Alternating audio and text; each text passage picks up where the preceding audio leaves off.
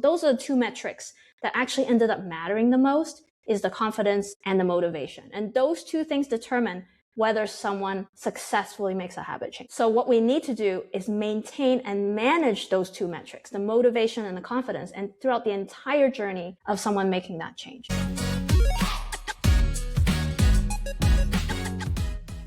Hello and welcome to the Best You interview series. It's Gary here.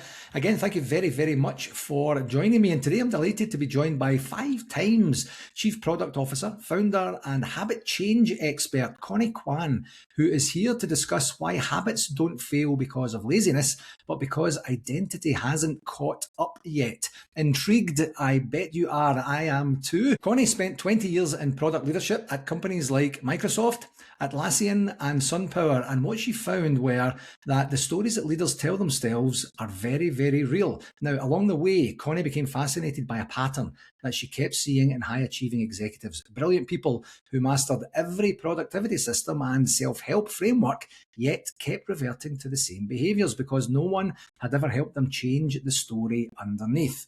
That insight became the foundation for her company, For Storyteller, and her forthcoming book, Story Habits. Connie has since built a career at the intersection of storytelling, leadership and behaviour change, coaching executives at companies like Google, Oracle and MailChimp, and speaking on a variety of stages, all built around a single idea. You can't change a habit, you can't first name the story behind. Connie, thank you very, very much for taking the time to join me today. Lovely to be here, Gary. I'm delighted. I'm really, really looking forward to this conversation because habits are kind of a thing that becomes quite a common conversation among anyone, amongst, whomever it is you could come across, whether it's good habits, bad habits, habits people would like to learn, habits people would like to unlearn. And without, certainly in my experience, without a lot of depth to the thing, it's almost like is it taken for granted, or it's just assumed that that's the way that it is, and there's not a lot we can do about that. Some stick, some don't, some are good, some aren't. So good. So I'm really, really looking forward to getting into that part. But as I like to do at the beginning, it's just to get a wee bit of a background on top of what I just shared there, Connie, just in terms of how this all manifested. How did you get to where you're getting to through your career and life journey?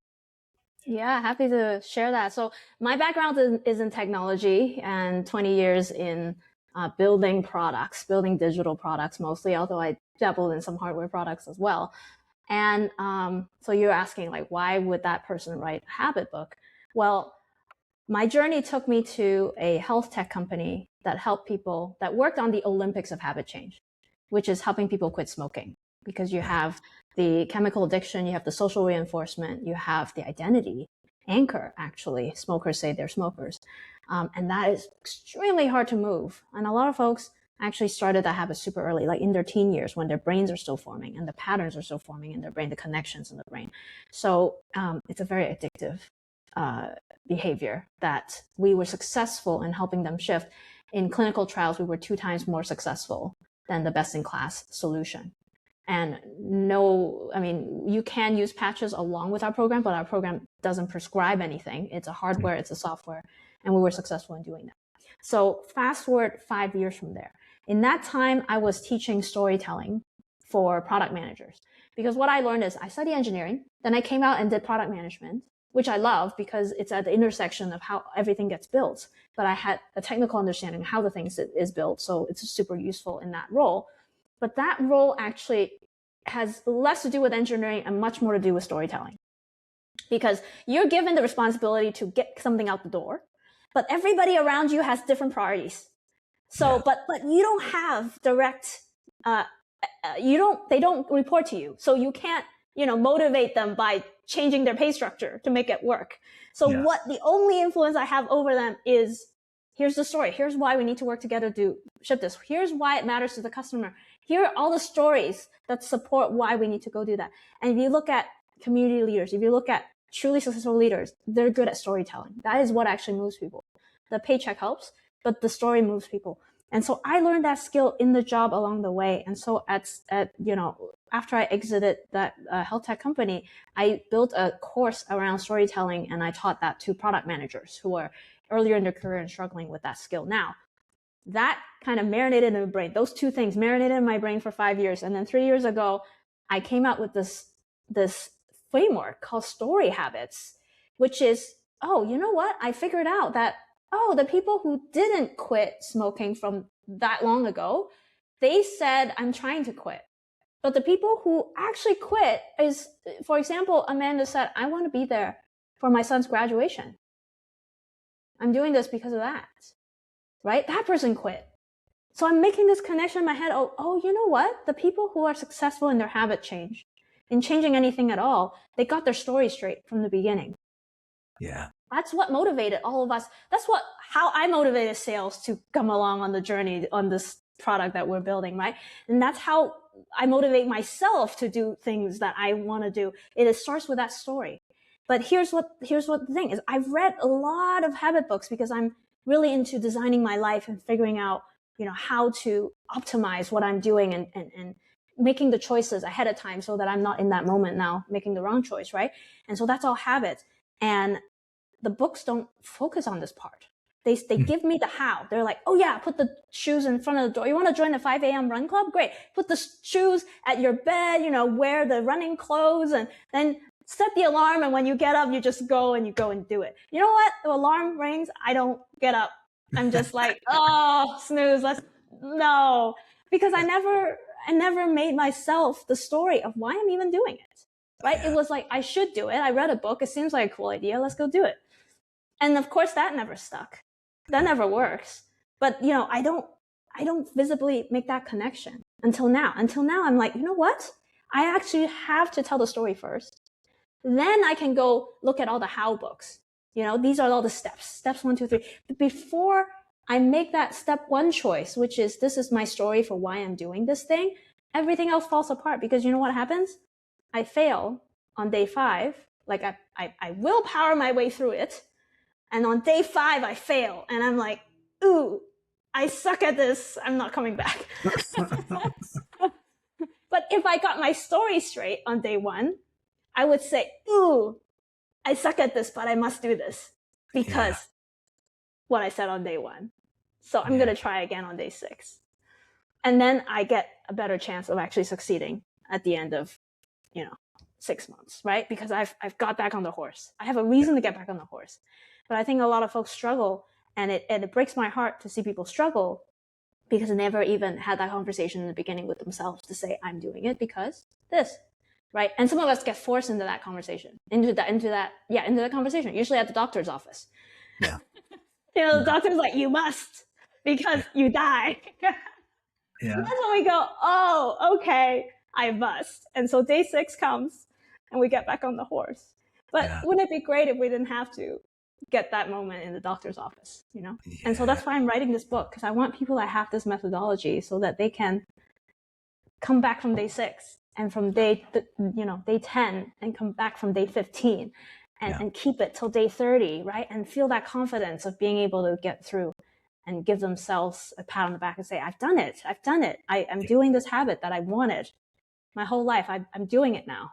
That's why I want people to feel.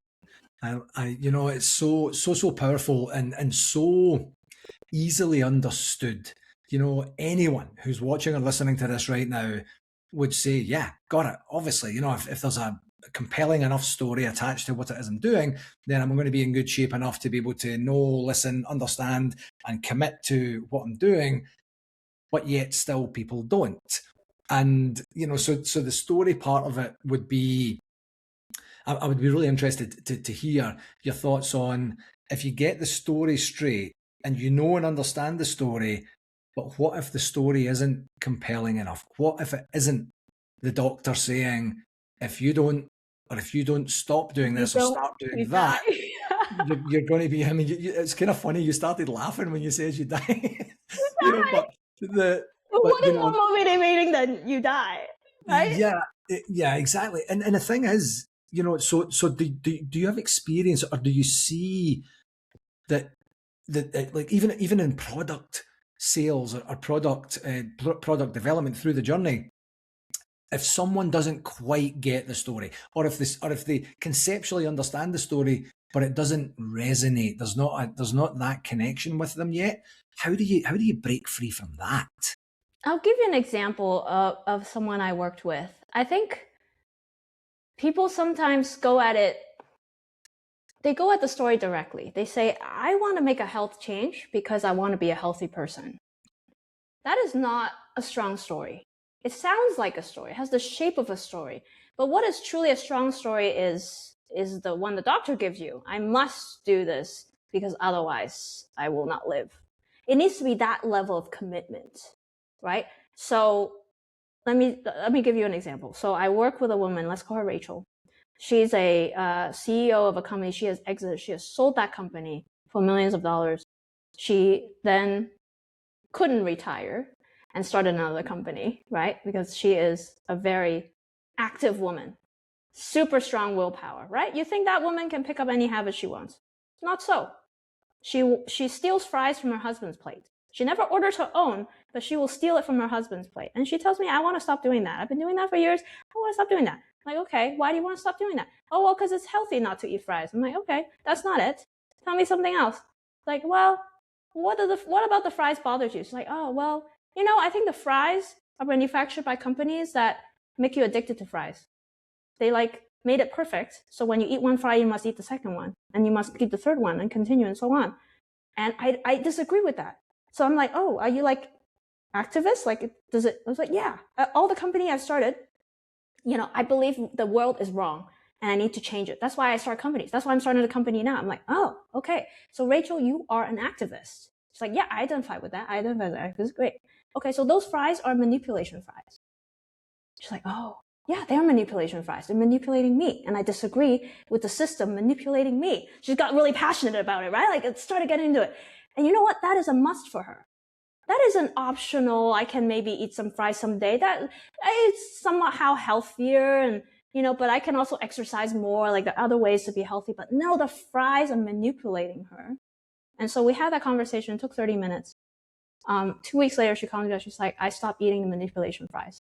My husband is ordering a small fry now. She changed her habit. She changed his habit. Well, because he was ordering for her. It's like, I'm getting my fries stolen, so I'm ordering, right? But for her, that's why, there's some psyche around. She doesn't want to order the fries, but she's willing to steal it from someone else. Yeah. Right? Because for her, there is something grinding on her about buying the fries in the first place. And now she's really clarified what that is. That's the story of why she's doing it. And now she doesn't even steal the fries. Yeah. Which is so powerful. And we keep thinking, oh, wow, actually, we want to do this healthy thing because we want to be healthier. But you know what? That isn't. Who in the world? I've met one person maybe who's health is ooh, it's an anchor for me. It's I must, right? There are people where health is number one and it's a must. And for me, health is about respecting my parents. So that's a value for me. In that, if I respect, because they gave me my body and my existence, and I need to respect that, and I need to take care of it, right? So for me, that's the reason. So again, it's not about health. It came back to a different value, which is respecting my parents. So it's interesting how, you think, oh, you're just manipulating the words, but no, for that person, where that is the value, where being an activist is a value, it's an identity, where, not being manipulated is a value. That is the reason for her to stop eating the fries. And that reason matters. And that reason is a must. And that reason makes it happen. So the trick is to figure out what is the reason that is a must. That isn't just, it would be nice or I should, right? Yeah. But it's very hard to do it for yourself. And that's why I work with a lot of folks where we have this conversation so we can go around and figure out, well, what's the puzzle for you? How do we all get programmed in our brain as we grow up, usually not of our own volition, but we have values that have been installed. And how can we use those values to our advantage to get the habits that we want to design for our own lives? Amazing. One of the things I'm thinking about here is, in order for, what would you say that the percentage rate would be for someone who doesn't have a story that aligns with, the compelling reason for them to do or not do something in terms of a habit formation, versus someone who does, and they buy into, believe, and respect the story? Do you have statistics out there that say you are X amount percentage more likely to follow through and sustain this habit if you have a compelling story, or is it so much? Is it difficult to quantify? That one's really hard to quantify because it's not, people don't report whether they have done that step. And they don't necessarily report when they have failed. But I will give you information about, in the smoking cessation world rather, there is more data because there are programs provided to people who are working on quitting, and those are measured. So in those scenarios, guess how many times a smoker, on average, that a smoker tries to quit and fails? I'm going to say half a dozen. Half a dozen, like 6. Yeah. Like 6. So that's somebody who has committed, saying or claim to have committed to quitting, and then fail, you're saying 6. And then they successfully quit or give up, one or the other. Yeah. You're actually really close. It's 7. Oh, wow. 7, yeah. And that's average. So some people have attempted 15 times. And then you have some people who maybe attempted twice and then gave up completely, right? But on the high end, if 7 is the average, you are literally having people who have tried 15 times and failed before they either succeeded or gave up. And that's a crazy number if you think about it. Yeah. Because first of all, I give a lot of respect for the person who tries it 7 times even and still comes back and get back on that horse. Because how hard is that? If I look at my own life and the things I've tried, more likely to give up earlier, right? For a lot of things. So there's some determination or there's some willpower there around doing it, but still then they fail at the end of that, which is tricky, which is really hard. And it breaks my heart when folks try because they don't have the full system. They have the how, they don't have the why yet, or they do the why, but they don't do the how, right? And they think it's their own fault, right? And they give up on it at some point, and it's really hard to come back. But 7 is how many times people fail when they go through the smoking journey. So, it's tough. It's really tough to do a habit change. Yeah, definitely. And 7 is a remarkable number as well. When you think about the amount of time, effort, energy, emotional connection, difficulty, change of routine, I imagine the 7 is 7 slightly different ways as well. It's not the exact same process, or you would know that you're kind of beating your head against the wall.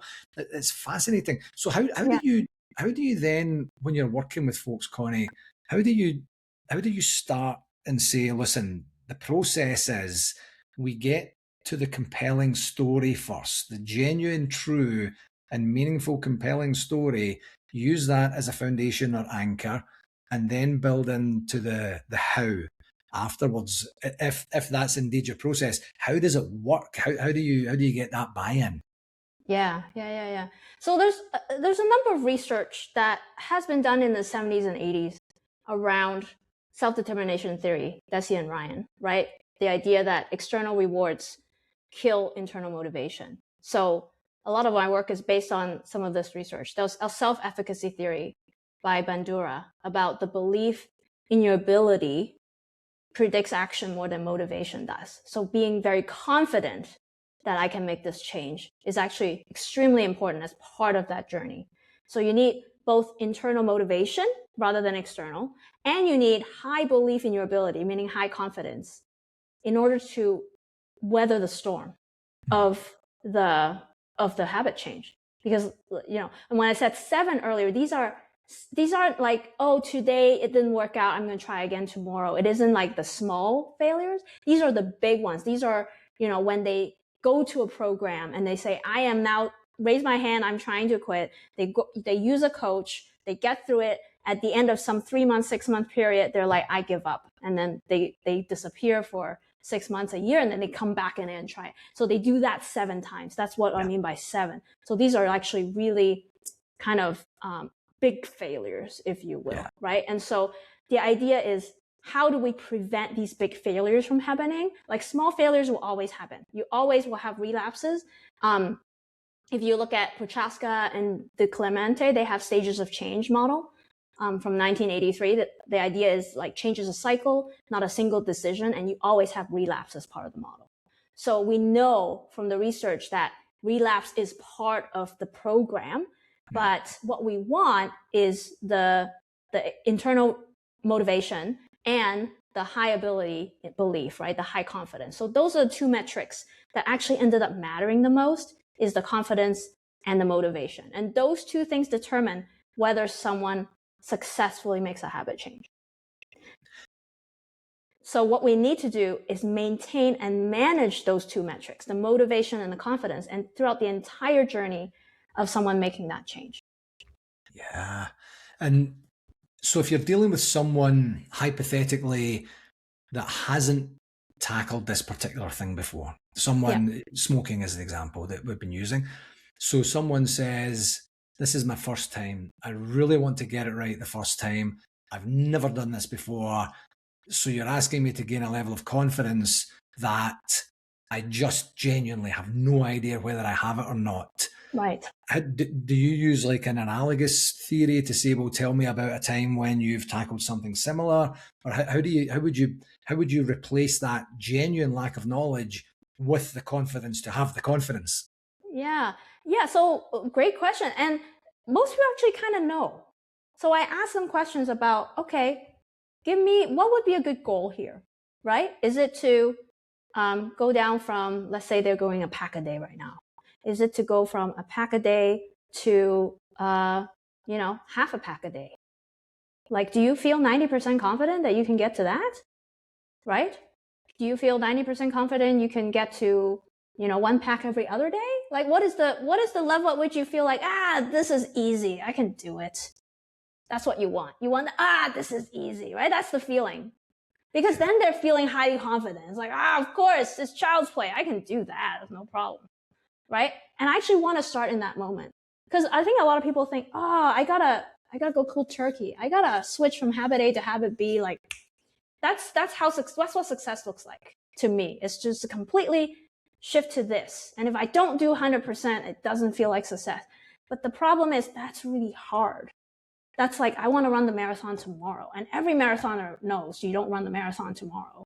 Yeah. You start small. You start running down the block. And then you start running down the block without huffing and puffing. Then you go maybe half a mile without huffing and puffing, right? And then you go maybe a mile and then you're still huffing and puffing. So now you try just a mile without huffing and puffing, right? So like, you got to step yourself up. And that's true of every single habit. But the reason to step yourself up is the confidence.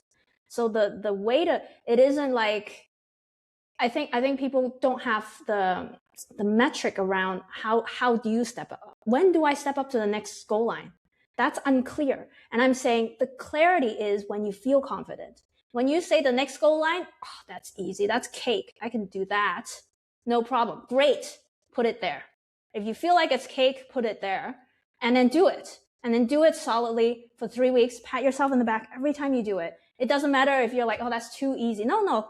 You did it. You did it. It was harder than last time and you did it. Pat yourself in the back. Now, do 1.5 miles. Is that cake? Yes.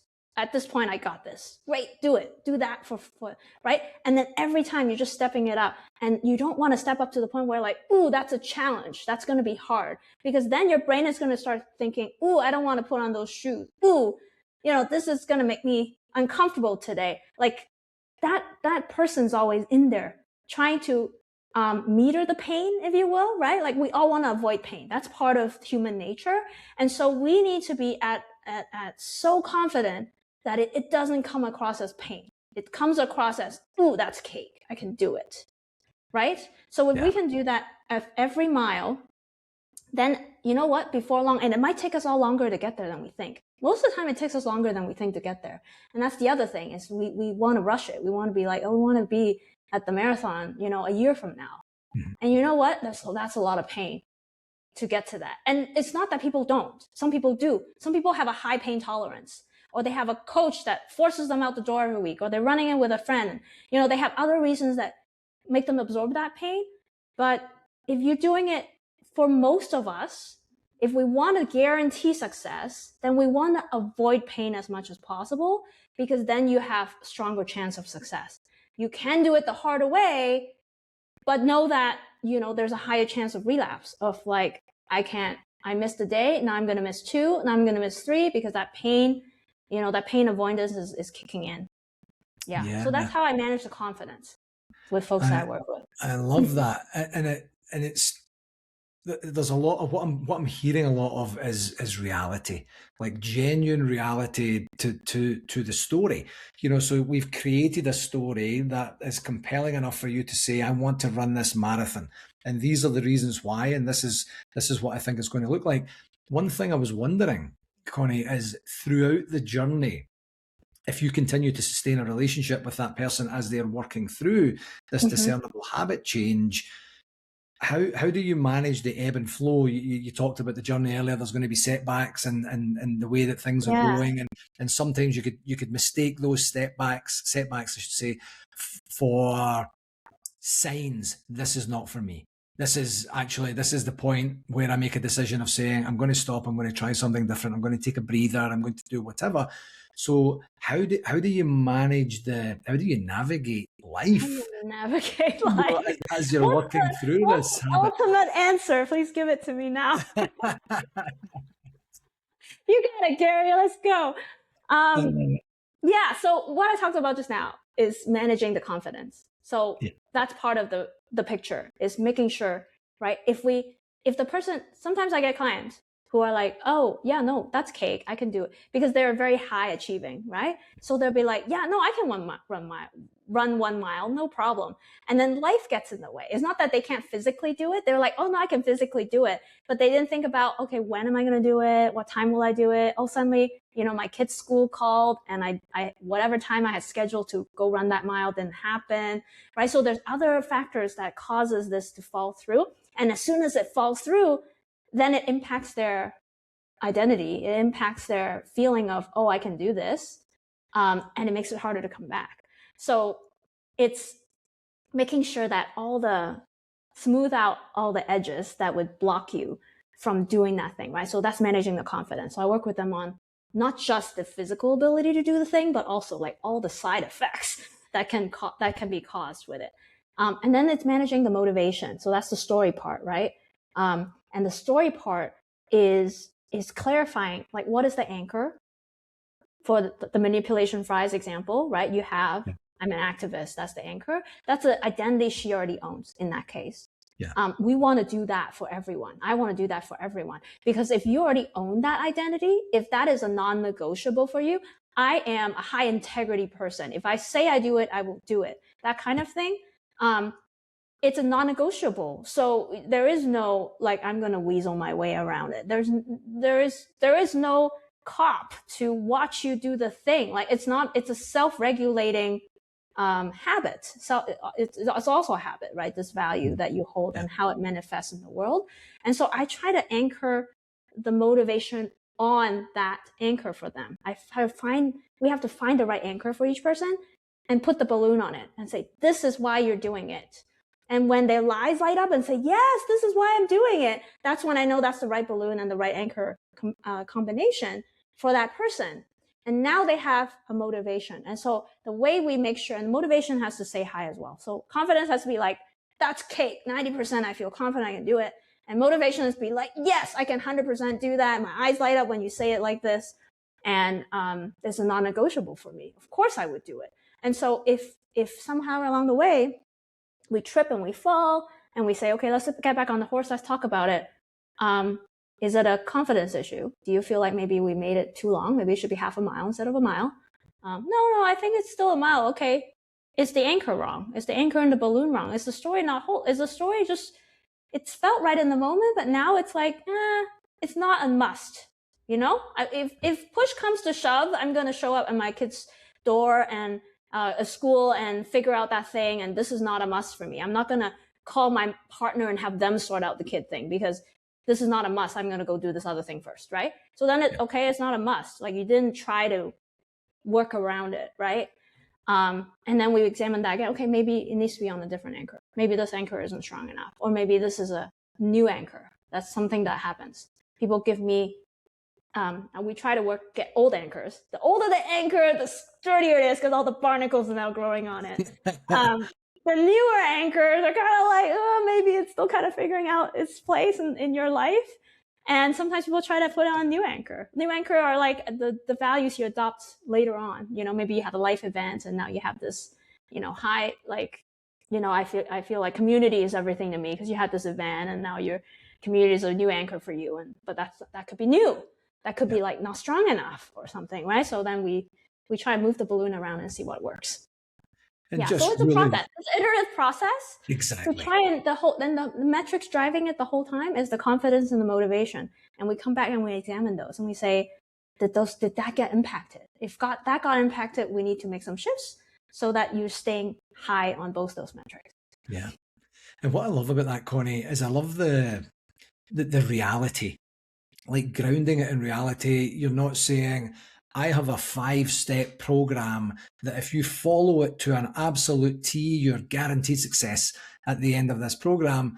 It sounds like you have a framework and you have sprinklings of reality and you have an opportunity to go with the flow, navigate things as they come up, and being open to saying, yeah, that was the story. I believed the story. You believed the story in the beginning, but it was actually just part of the story, and more parts of the story have revealed themselves as you have worked through and continued and persevered with the journey. So that reality is, I think, what really would, I mean, to use the word anchor, it would really ground and anchor and draw people to this process to say, right, there's no fundamental process that can tackle my life as it is, but there are some steps, there are some checkpoints, there is a lot of concentration and paying attention to what is or isn't happening, and then that gives me the best opportunity to have the correct information when I'm supposed to have it so that I can continue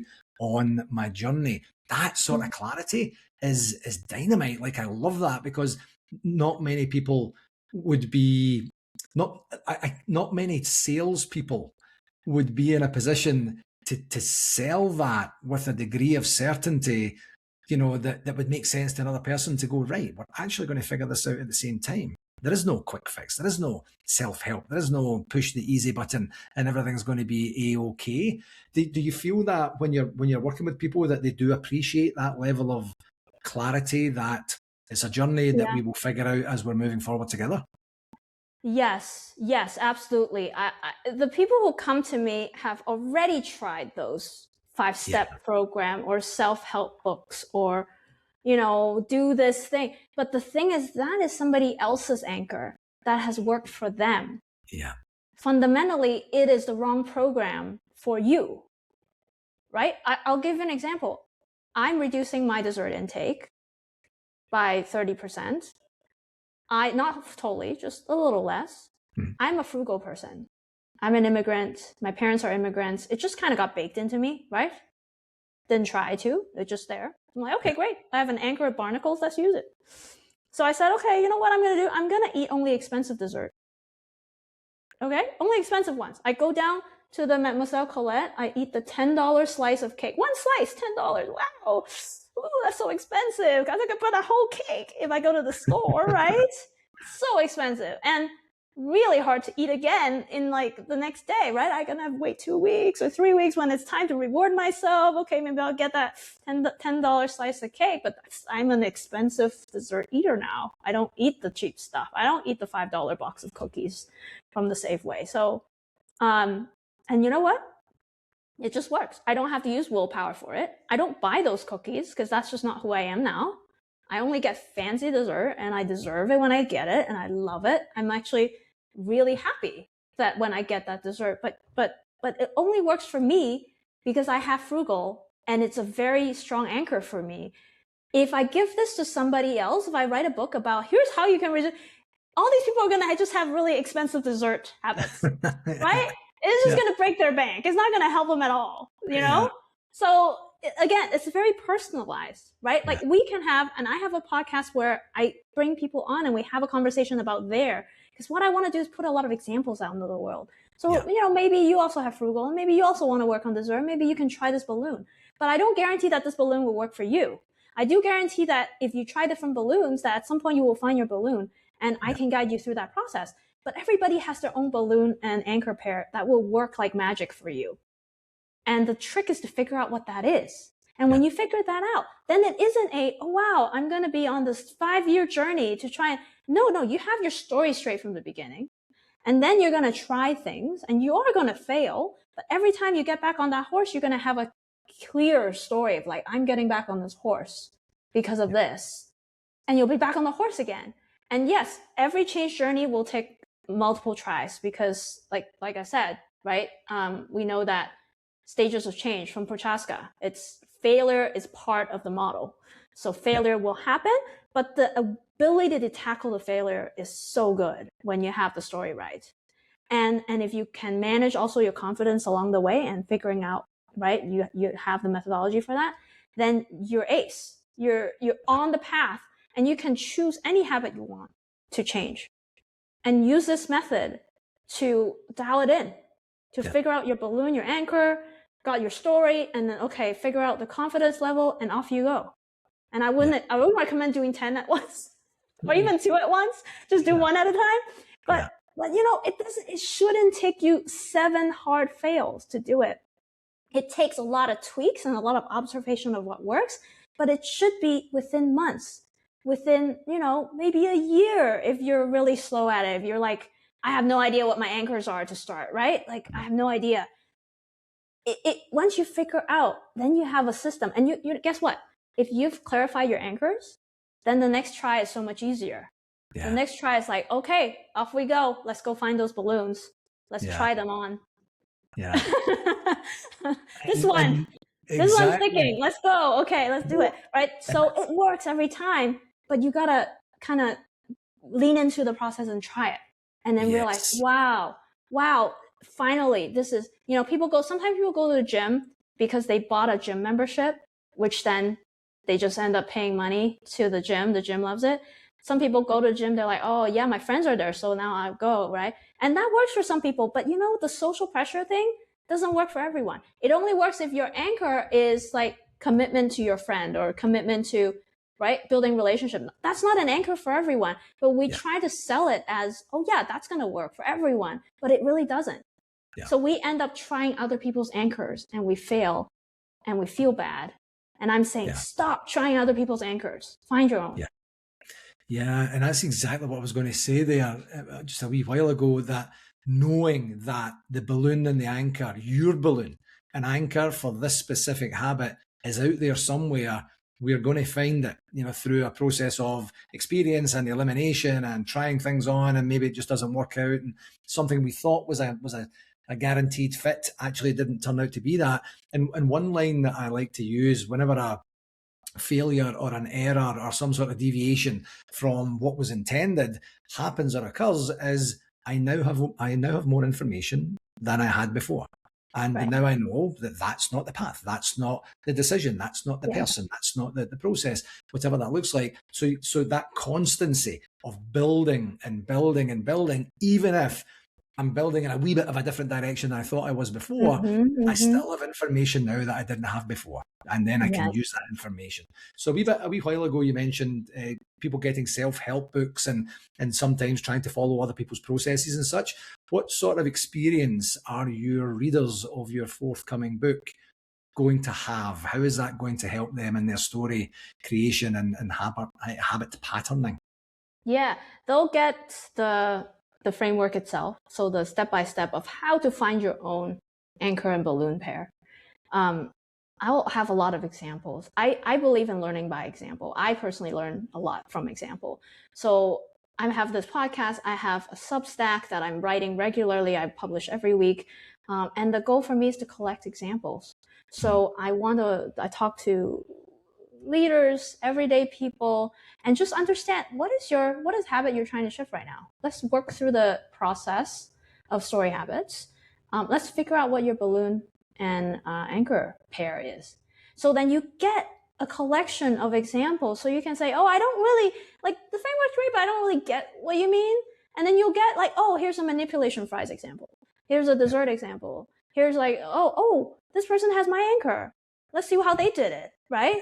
Right? Oh, this person has my goal and my anchor. Oh, that's cool. Maybe I can borrow that one, right? But you start having options that are closer to you and what might work for you. Not that the person would, like I said, if you are working on dessert and you have frugal, try it. By all means, try it. And especially if it makes your eyes light up, you're like, oh, that might work for me, then try it. But it might not, right? And so you come back 3 weeks later and be like, oh no, I just spent a lot of money on dessert. That didn't work. So, okay, maybe it's not frugal is not the right anchor, and you got to try it on a different anchor, right? So that's the thing, is I want to give people a lot of examples, but nothing beats doing it yourself. Yes. So, I do one-on-one with folks. I'm also building an app because I know that my time is not going to scale if I do one-on-one with everybody. So I'm building an app so that it's an AI version of me that talks through this process of, oh, let's figure out your anchor. Like, give me some values. Oh, this one. Well, tell me more about that. Like, oh, community. Like, what does that mean? Like, give me more. Like, and then you get deeper into what that anchor actually looks like, so that we can figure out like the attach points for the balloon, right? Then it gives you ideas. Okay, here, how about this balloon anchor? How about this balloon anchor? And you get like a list of ideas, and then you can be like, oh, this one makes me light up. I'm going to try this one. Yeah. Exciting times. So Connie, as you know, this is called the Best You podcast. And what I like to do is take this opportunity to ask each of my guests, what's one regular practice that Connie employs to give you the best opportunity to be the best version of yourself each and every day? The best me. Ooh, there's so many to choose from. One I'm actively working on, because I'm making a huge shift right now. I've been most of my career working a job as, there's some importance to being a C-level product person. And people are like, oh, what's the direction? And there's some halo around my head. I'm trying to be like, no, is not my worth. You know what I mean? Yeah. Like, it gave me a lot of, like, all the logos I worked at, etc. It's kind of built up my worth, but I'm trying to redefine that worth. So one thing I'm trying in this season of my life, where I'm going from being a chief product officer to being an author, as like that's my new identity, and sharing this framework, I'm trying to be like, it's a higher risk thing to do. I don't gamble. I'm a very low risk person. Like, I like to see the path, make the checklist, do the checklist, and know that I'm gonna be like, I'm the student who gets 100% because I like the predictability of doing it, right? So it's actually really hard for me. For some other folks, maybe not, but for me, it's really hard to separate my worth from the titles and from the productivity of what I do. And now I still am productive. I'm, doing this podcast with you. I'm producing content, but it's very different. It's much more nebulous in the reward system for it. Yeah. It's an unknown risk. I don't know if the book will sell. I don't know if it's going to be crickets. I'm so scared. Yeah. Right. Yeah. And so the habit I'm working on, or how to become the better me, is just put in the work and have faith. Yeah. Put in the work and have faith. And if it doesn't work out, it's still okay. You put in the work and you have that to show for it. So I'm trying to just trust in the work. Yeah. And I've always trusted in the results in my whole life. And now I'm saying, trust in the work. Yeah. And I'm vibrating even as I say it, because I'm like so scared when I say it. You know what I mean? I'm like, that is a whole new belief system. And I'm so scared, and I don't believe it. But I'm trying to, I'm working on it. That's fabulous. With the radiance and the energy that you've demonstrated today, and obviously your work ethic and your ability to be able to see opportunity for people in the work that you're doing, I have no doubt it's going to be a success when it gets published. I can't thank you enough for this conversation today, Connie. It's been so fascinating and such an enlightened way of looking at habits for me, and I'm really looking forward to continue this conversation at my side to say, how does that actually manifest itself into my life? Before I let you go, where can people find out more about you and more about your work and more about Story Habits? Yes. So if you want to know when my book comes out, go to storyhabitsbook.com and sign up on my list. You can also find my Substack. It is conniekwan.substack.com. Perfect. Excellent. Connie, thanks again. It's been an incredible conversation. I have thoroughly enjoyed it. I really, really appreciate you coming on the show. Yeah, thank you, Gary. It's been a delight to be here.